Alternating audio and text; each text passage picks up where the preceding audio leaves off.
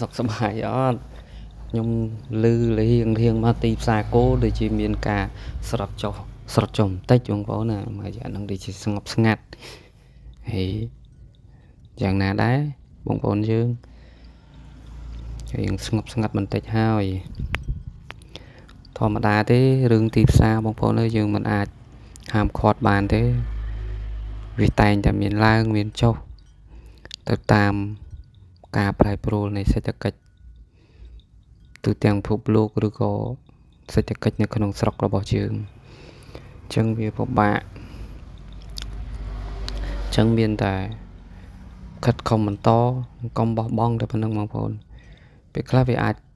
ធ្លាក់តែមួយចំនួនខ្លីអញ្ចឹងទៅវាឡើងមកវិញអញ្ចឹងពេលខ្លះដូចខ្ញុំបាននិយាយពីមុនមកអញ្ចឹងបងប្អូនថាទីផ្សារវាមិនអាចទៀងទាត់បានទេអញ្ចឹងមានតែការខិតខំប្រឹងប្រែងហើយយើងនៅតែរបរយើងចិញ្ចឹមគឺនៅតែចិញ្ចឹមហ្នឹងទោះជាវាធ្លាក់ថ្លៃឬក៏ឡើងថ្លៃក៏យើងនៅតែលក់បានលុយអញ្ចឹងណាបងប្អូនបាទវាជាភាពចំណេញរបស់យើងទេពួកយើងមិនចាយពេល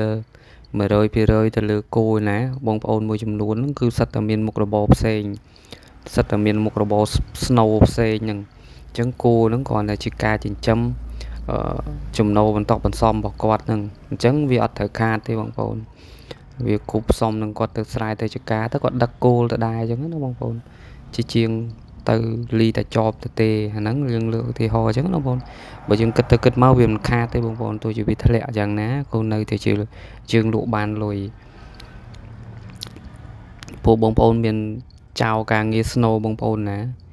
ការងារធ្វើស្រែធ្វើចម្ការឬក៏ធ្វើរបរអីផ្សេងធ្វើការអីផ្សេងបងប្អូននៅតែបន្តធម្មតាហ្នឹងបងប្អូនមិនមែនបោះបង់ការងារស្នូឲ្យមកចាប់អាជីពចិញ្ចឹមគោតែមួយមុខណាអញ្ចឹងបងប្អូនកុំបារម្ភអីវាមិនអីទេអញ្ចឹងណាបងប្អូនគ្រាន់តែពេលខ្លះវាធ្លាក់ទៅមកប្រាវអញ្ចឹងទៅវាអាចនឹងងើបឡើងមកថ្ងៃណាមួយបន្តទៀតអញ្ចឹងទៅ